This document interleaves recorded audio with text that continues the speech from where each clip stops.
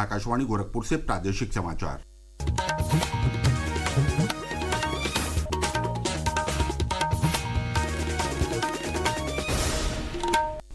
नमस्कार, समाचार बुलेटिन के साथ मैं प्रमोद कुमार सिंह। बुलेटिन में पहले मुख्य समाचार। मुख्यमंत्री ने लखनऊ में आकांक्षा हाट का किया उद्घाटन। प्रदेश की पहली डबल डेकर इलेक्ट्रिक बस को हरी झंडी दिखाकर किया रवाना। उत्तराखंड के 24वें स्थापना दिवस पर लखनऊ में हुआ उत्तराखंड 2024 महोत्सव का आयोजन। पद्मश्री डॉक्टर कल्याण सिंह रावत को मिला उत्तराखंड गौरव का सम्मान। प्रदेश में 9 विधानसभा सीटों पर उपचुनाव के लिए प्रचार अभियान तेज। त्योहार मनाकर लौट रहे यात्रियों की सुविधा के लिए पूर्वोत्तर रेलवे चला रहा है 255 पूजा विशेष रेलगाड़ियां।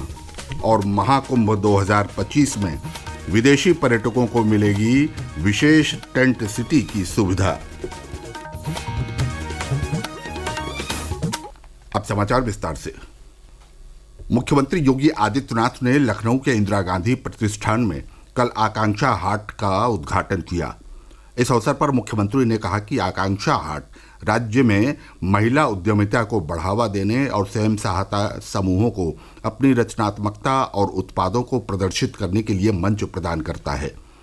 उन्होंने महिला स्वयं सहायता समूहों की महिलाओं को सम्मानित भी किया। कार्यक्रम में पहले मुख्यमंत्री ने प्रदेश की पहली डबल डेकर इलेक्ट्रिक बस को हरी झंडी दिखाकर रवाना किया। इस बस में महिला यात्रियों को टिकट में विशेष छूट प्रदान की जाएगी।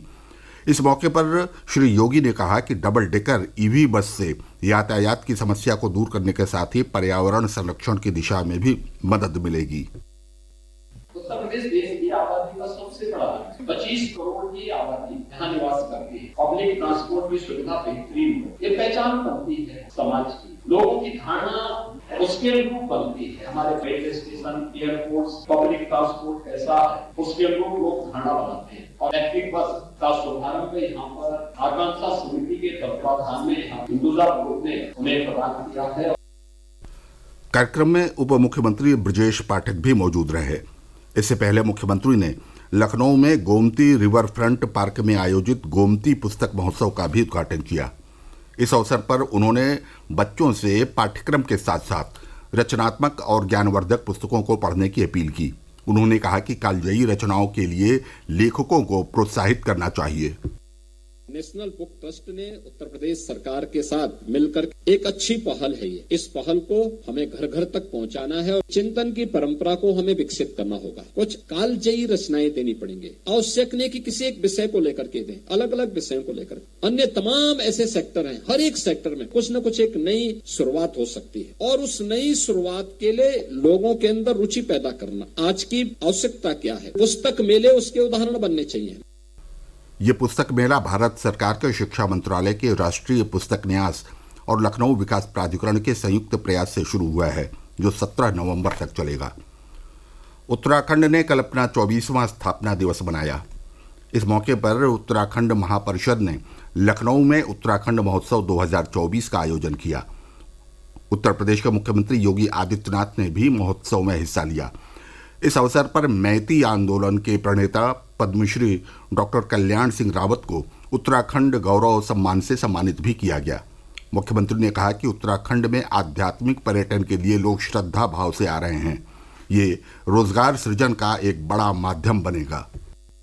इस स्पिरिचुअल टूरिज्म के लिए भी, जिसमें श्रद्धा भाव के साथ लोग जाते हैं, एक बड़े संकेत का हम सब की ओर हम सबका ध्यान आकर्षित करता है। और मेरा मानना है कि यह केवल वहां पर इतने श्रद्धालु और टूरिस्ट ही नहीं जाएगा, बल्कि यह रोजगार सृजन का भी एक माध्यम मिलेगा। बहुत बड़ा रोजगार सृजन का एक माध्यम मिलेगा।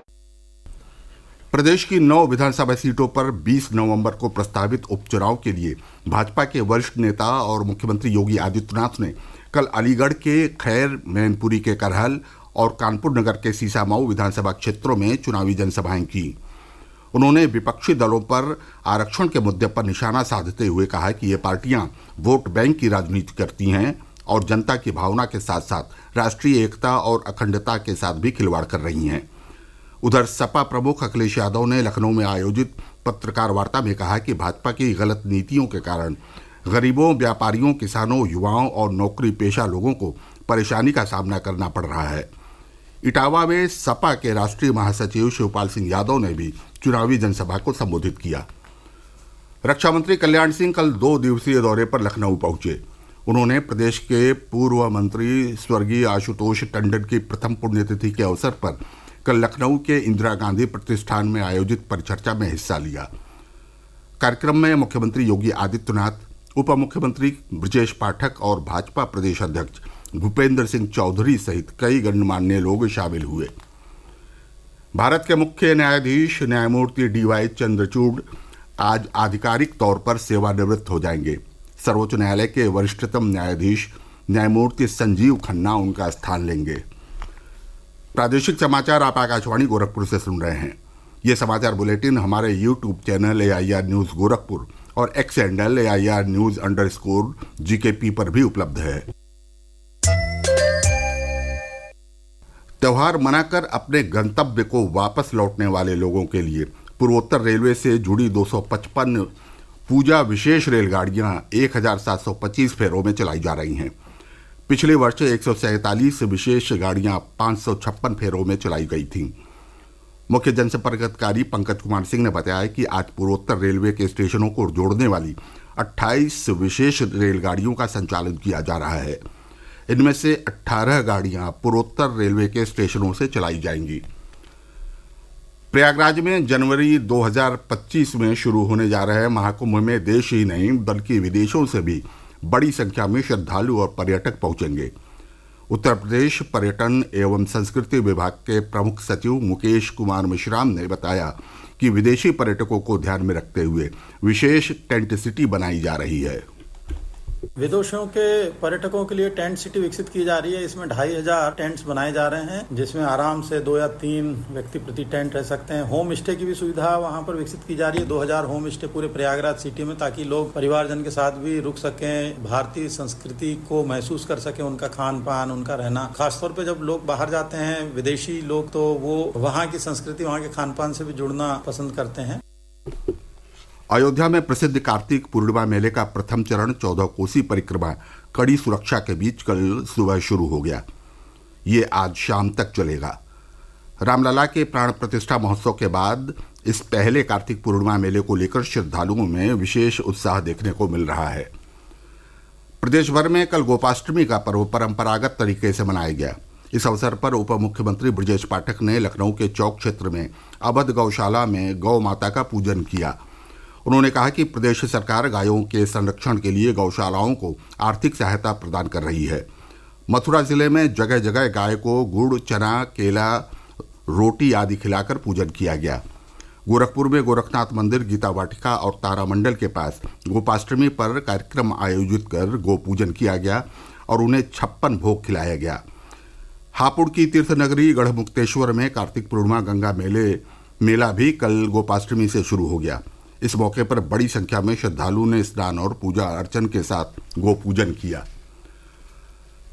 प्रदेश के फिरोजाबाद और लखनऊ के काकोरी क्षेत्र में शुक्रवार की देर रात हुए अलग अलग सड़क हादसों में 8 लोगों की मौत हो गई, जबकि कई अन्य घायल हो गए। फिरोजाबाद के नसीरपुर क्षेत्र के अंतर्गत आगरा लखनऊ एक्सप्रेस वे पर एक बस सड़क पर खड़े ट्रक से टकरा गया, जिससे 5 लोगों की मौत हो गई और कई अन्य घायल हो गए। वहीं लखनऊ के काकोरी थाना क्षेत्र में लखनऊ आगरा एक्सप्रेस वे पर कार और ट्रेलर की टक्कर हो गई, जिससे कार सवार 3 लोगों की मौत हो गई और 2 अन्य घायल हो गए। बहराइच जिले के महाराजगंज में मूर्ति विसर्जन के दौरान हुए बवाल के मामले में कल वहां की पुलिस 3 दर्जन आरोपियों को हिरासत में लेकर पूछताछ कर रही है। और अंत में बुलेटिन का मुख्य समाचार एक बार फिर।